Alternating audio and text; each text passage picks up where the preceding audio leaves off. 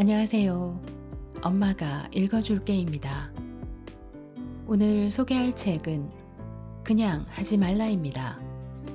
지은이 송기령, 펴낸 곳 북스톤입니다. 저자는 20여 년간 사람들의 일상적 기록이 담겨 있는 소셜 빅데이터에서 생각의 변화를 추적하는 일을 하고 있는 최고의 데이터 분석가입니다.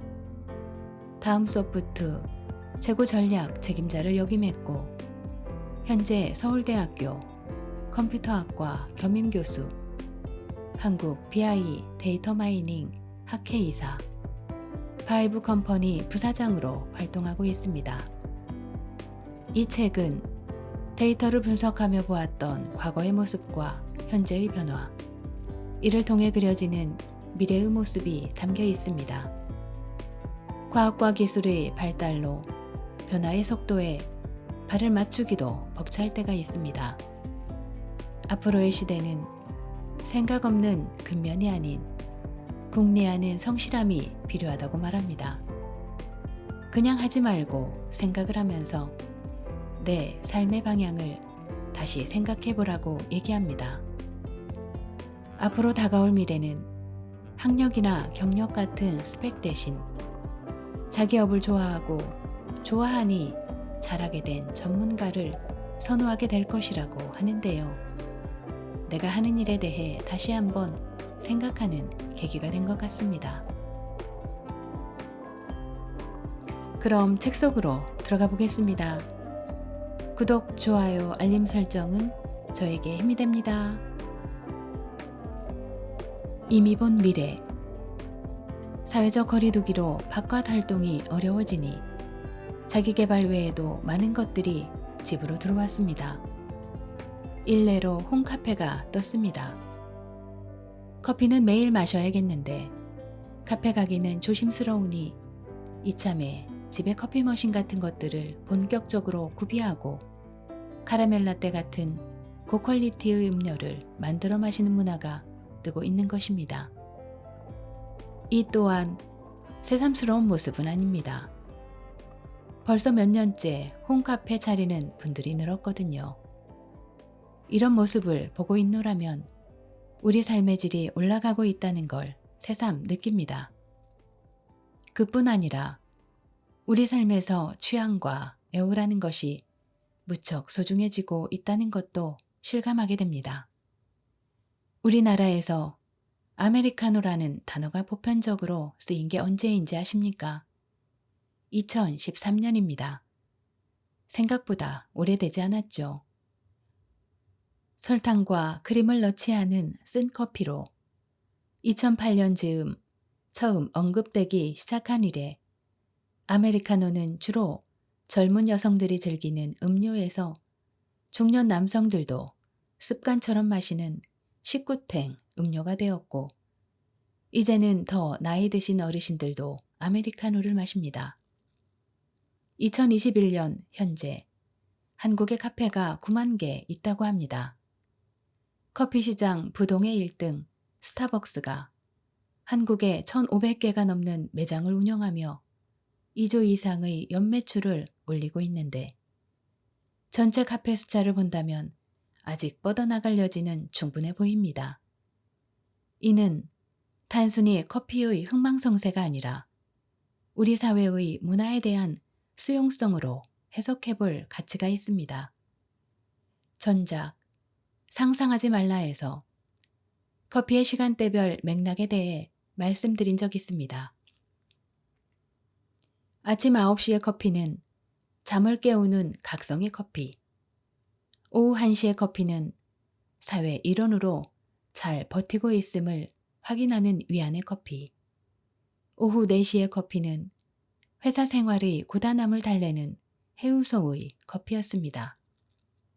이런 맥락이라면 맛이나 퀄리티가 절대적인 선택 기준이 아닐 수 있었습니다. 그러나 지금은 산미를 섬세하게 따져서 마시는 이들이 늘고 있습니다. 평소에는 믹스 커피만 찾는 사람들도 이웃을 초대해서 마실 때에는 로열 코펜하겐 같은 고급 찻잔을 동원합니다. 집안일을 마치고 베란다에서 창밖을 보며 관조의 커피를 즐길 때에도 맛과 분위기가 중요합니다. 커피 한 잔에서도 자신의 삶을 더 잘 챙기고 싶은 욕구가 읽힙니다. 전체적인 소득 수준이 높아졌고, 삶에 대한 기준이 올라갔고, 기술이 발달했고, 이 모든 것이 풍요한 삶을 가능케 할수록 우리는 더 나은 삶을 희망하고 욕망합니다. 그런 이유로 예전 같았으면 굳이 거기까지 할 필요가 했던 것들이 이제는 당연해지고 있습니다. 예전에는 디테일에 대한 요구가 적었지만 지금은 당연해집니다. 그 당연한 섬세함이 풍요로운 삶을 만드는 전제 조건이 되기 때문입니다. 이런 마당에 카페에 못 가게 되었다고 해서 집에서 아무 커피나 마실까요? 아니죠. 커피 마시는 시간을 좋아하게 된 이들은 집에 있을 때에도 카페에서의 경험을 포기하지 못합니다. 그에 따라 나의 취향을 만족시킬 만큼 훌륭한 전자동, 에스프레소 머신 같은 설비가 집으로 들어오기 시작합니다. 커피 머신에 굉장한 투자를 한 상태이니 머신에 들어갈 원두에 대한 취향도 올라갑니다. 갓 볶은 신선한 원두를 원하는 사람들이 늘어남에 따라 이제는 정기적으로 원두를 배송하는 서비스도 나오고 있습니다. 이처럼 외부에서 수행하던 많은 기능이 집으로 들어오면서 취향과 전문성도 집으로 들어오고 있습니다. 홈 트레이닝도 오롯이 혼자 하는 게 아니라 네트워크로 연결된 외부 강사의 지도를 받아가며 본격적으로 합니다. 펠로톤이 그렇고 룰루레몬도 원격으로 운동 코칭을 하는 미러를 인수하며 이 시장에 뛰어들었습니다. 집에 디바이스가 들어오고 외부와 연결하는 네트워크가 설치됩니다. 이런 변화가 산업에는 모두 기회가 됩니다. 물론 일부 기존 산업에는 위기가 되겠죠. 여기까지 보고 나니 문득 느껴진 것이 있었습니다. 이 내용을 지금 처음 본 게 아닌 것 같다. 흔히 데자뷰라고 하죠. 지금 일어나는 일을 전에도 경험한 것 같은 기시감이 든 것입니다. 데자뷰는 원래 의학 용어로 글자 그대로 하면 이미 본이라 할 수 있는데 사실은 본 적 없지만 본 것 같다고 착각하는 현상을 말합니다. 그런데 제가 느낀 기시감은 착시가 아니었습니다. 처음 관찰된 현상이 아니었거든요. 실제로 지난 16년간의 데이터를 다시 살펴보니 주목해야 할 변화상으로 꾸준히 다루었던 세 가지 중요한 화두가 보였습니다.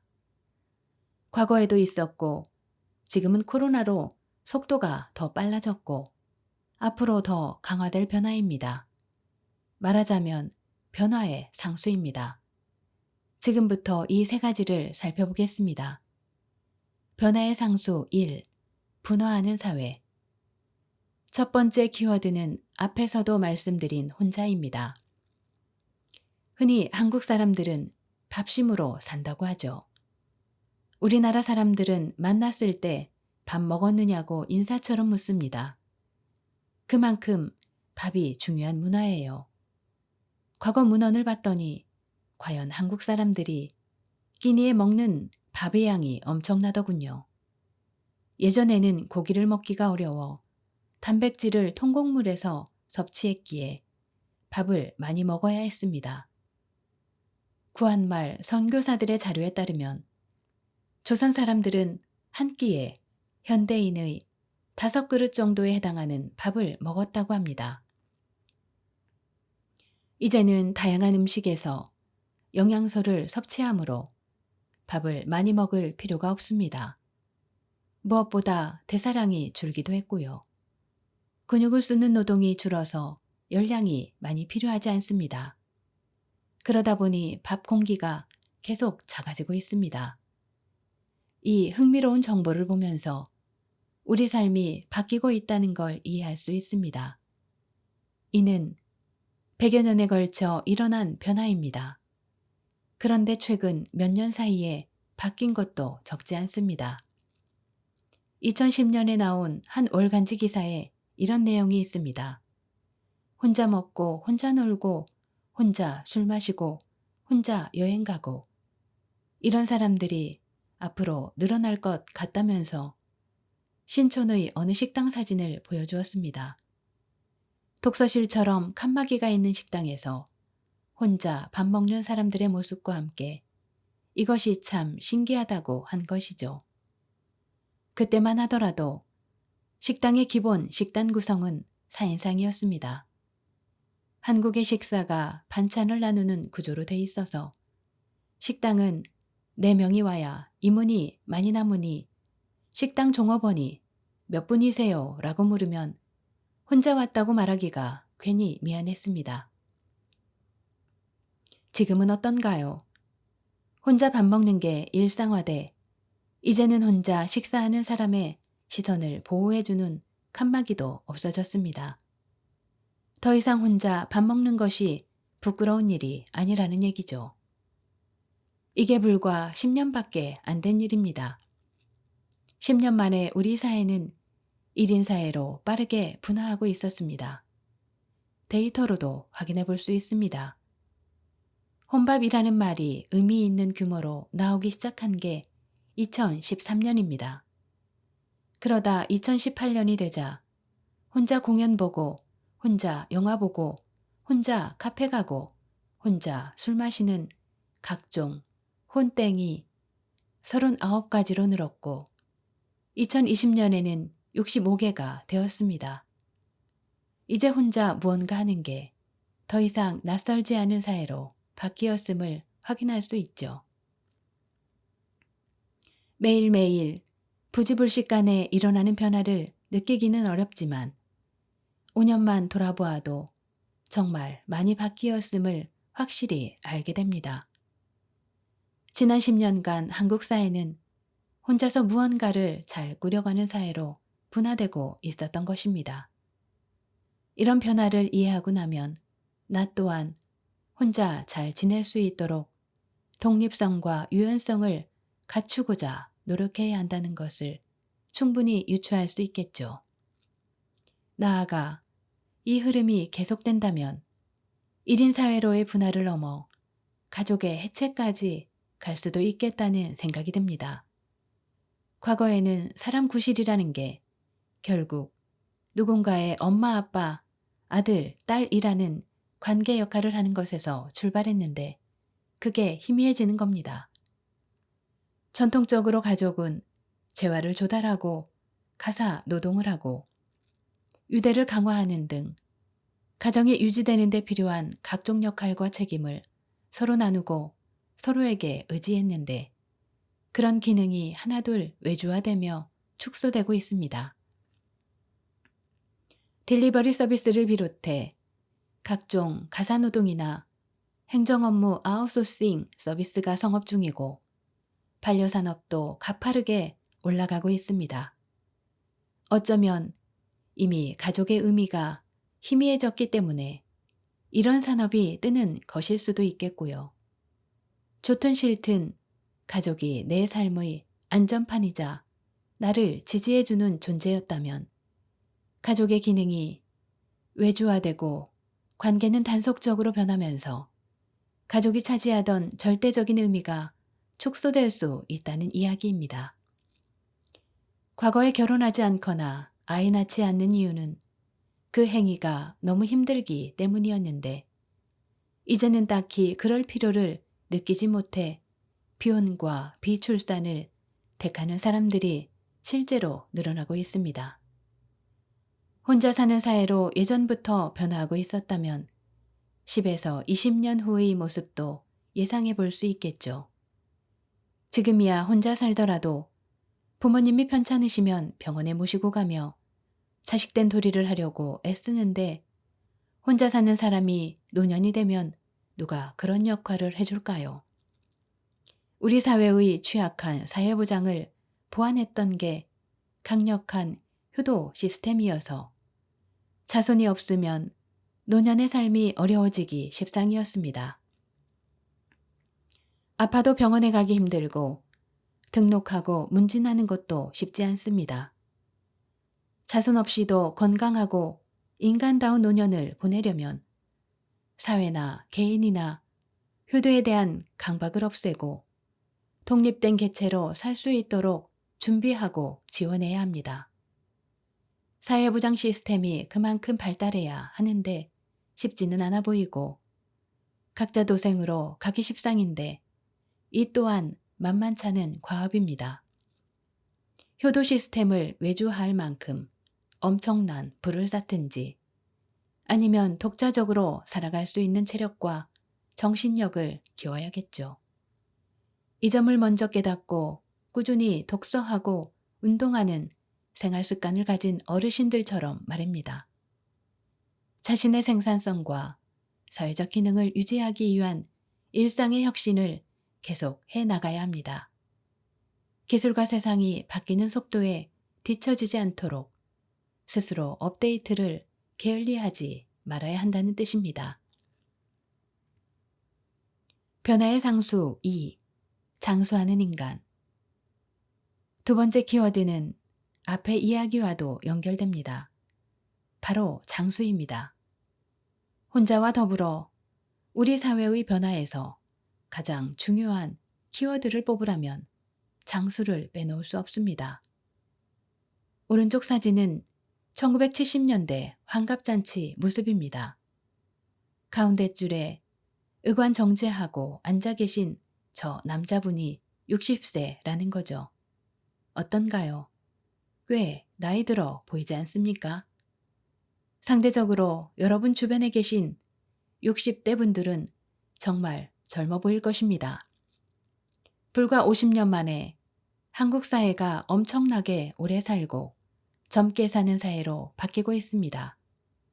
보건, 의료, 복지, 모든 것들이 과거보다 더 나은 삶, 더 오래 사는 삶을 가능케 합니다. 사진에서 환갑을 맞으신 분은 수십 명의 직계가족에게 절을 받았습니다. 지금은 환갑 기념사진을 찍는 가족의 숫자가 4명 안팎으로 줄어들 것입니다. 자녀가 한두 명밖에 안 되고 결혼하지 않았을 가능성이 크니까요. 결혼했어도 손주는 없기 십상이고 오히려 강아지와 함께 찍을 가능성이 크겠네요. 결정적으로 요즘은 환갑을 기념하지 않으니 사진 자체가 존재하지 않겠군요. 즉, 오늘날의 60세는 과거의 60세보다 늙지 않았고 과거의 60세는 여명이 짧았지만 이제는 아니며 나를 부양할 많은 가족이 존재하지 않습니다. 그리고 자녀들보다 오히려 부모님 세대가 부유할 가능성도 낮지 않습니다. 그 결과 과거와 같은 효도 시스템이 작동하지 않게 되었습니다. 그리고 그 결과 어르신들도 고령자로 대접받기보다는 스스로 젊게 사는 삶을 택하는 것 같습니다. 실제로 체력과 라이프 스타일 자체가 젊기도 하고요. 가수 송가인 씨 팬카페의 글 한 편을 인용해 보겠습니다. 제목부터 인상적입니다. 50대 후반 이상 되시는 청년분께 호소합니다. 1970년대의 환갑은 삶을 정리하는 단계였고 노년의 상징이었습니다. 그런데 지금은 비슷한 연령대인 50대 후반을 청년이라 지칭합니다. 아마도 글을 쓴 분은 50대 후반보다 연배가 높은 듯합니다. 이분이 50대 청년들에게 무엇을 호소할까요? 저도 뒤늦게 멜론 가입해서 스밍에 열중하고 있습니다. 지금도 늦지 않았습니다. 시작해보세요. 좀 노력하면 됩니다. 무슨 말이냐면 송가인 씨의 노래 순위를 올리려면 스트리밍 횟수가 많아야 하므로 얼른 음원 서비스에 가입해서 송가인 씨 노래를 많이 듣고 결과를 인증하라는 것입니다. 50대는 물론 60, 70대도 팬덤 문화를 배우고 있습니다. 같이 옷 맞춰 입고 안무를 익히고 콘서트 가서 응원하고 굿즈도 거침없이 구입합니다. 젊은 세대의 팬덤 문화와 다를 바 없죠. 아마 이분들은 예전에 H.O.T나 엑소를 좋아하는 자녀들에게 화를 냈을지도 모릅니다. 하라는 공부는 안 하고 가수만 쫓아다닌다고요. 그런데 지금은 거꾸로 자녀 세대의 팬덤 문화를 흡수해 즐기고 있습니다. 행사장에 밥차까지 불러가면서요. 이게 새로운 현상인 것 같지만 이미 올 일이었는지도 모릅니다. 예전 일본의 윤사마 팬덤도 중장년층에서 시작된 것이었으니까요. 우리나라의 데이터에서도 이미 그런 흐름이 있었습니다. 2015년 강의 때 제가 농담 삼아 했던 질문이 있습니다. 몇 살부터 중년이라고 생각하세요? 라고 물으면 30대는 40대를, 40대는 50대를, 50대는 60대를 말했습니다. 적어도 자기는 아니라는 거죠. 일반적으로는 중년이라 하면 40에서 50대를 떠올리는데 그때에도 시니어들 사이에는 60대, 심지어 70대가 중년으로 나왔습니다. 그만큼 자신의 나이를 젊게 인식한다는 의미입니다. 그분들 입장에서는 50대 후반은 청년인 게 자연스러울 것 같습니다. 동의하기 어려우시다고요? 제가 얼마 전에 본 유튜브 댓글은 60대 청년인 나의 입장에서 말해본다면 이었습니다. 앞에서 변화에 맞춰 일상을 혁신해야 한다고 말씀드렸죠. 이는 변화에 대한 수용성이 뛰어나야 가능합니다. 그런데 다행히 오늘날 우리 사회 시니어들은 젊게 사는 만큼 수용성 또한 젊은 세대와 별반 다르지 않아 보입니다. 다만 조금 늦을 뿐이죠. 저희가 뽑았던 데이터 중에 산업별 브랜드 인지도에 관한 것이 있습니다. 스타벅스는 인지도 면에서 으뜸인 외식 브랜드인데 아무래도 트렌디해서 젊은 분들이 많이 간다고 생각하죠. 그런데 시니어층에서도 스타벅스가 인지도 1등입니다. 일요 예배 끝나고 아들 손녀랑 밥 먹고 스타벅스에 가서 아메리카노 한잔하고 왔습니다. 같은 글이 올라옵니다. 외식 브랜드들의 인지도와 선호도에서 전체 그룹 대비 시니어 그룹의 일치도가 60%가 넘습니다. 젊은 층이 선호하는 외식 브랜드의 절반 이상을 시니어층도 좋아한다는 의미입니다. 시니어의 소비 문화가 젊은 세대와 그리 다르지 않다는 것입니다. 더욱이 한국은 시니어층의 스마트폰 사용률이 엄청나게 높습니다. 손주 사진을 편집해서 카카오톡에 킬러 콘텐츠로 공유하는 작업을 할아버지 할머니가 하십니다. 유튜브도 많이 보고 지인들끼리 밴드 앱에 모여서 커뮤니티 활동을 합니다. 어느 나라 시니어들이 이만큼 할까요? 한국은 스마트폰을 다룰 줄 모르면 또래와 어울리기 힘들어서 구민센터에서 나이 든 분들을 위한 강좌를 열어 가르쳐 줄 정도입니다. 이분들도 충분히 새로운 기술과 문화를 향유하는 수용자가 될 수 있다는 뜻입니다. 이 점을 놓치지 않고 배려하는 것도 중요한 과업이자 산업의 기회가 되겠죠. 이제는 여러분의 부모님께 스타벅스 기프트콘을 쏴드리면 아주 좋아하실 것 같습니다. 변화가 모든 연령층을 다 포괄해서 종합적으로 움직이고 연령대별 차이가 줄고 있어요. 그렇다면 시니어에 대한 배려가 너무 많을 필요는 없을 테고 오히려 지나친 배려를 싫어할지도 모릅니다. 시니어라 지칭할 필요도 없지 않을까요? 정신적으로도 육체적으로도 젊으니까요.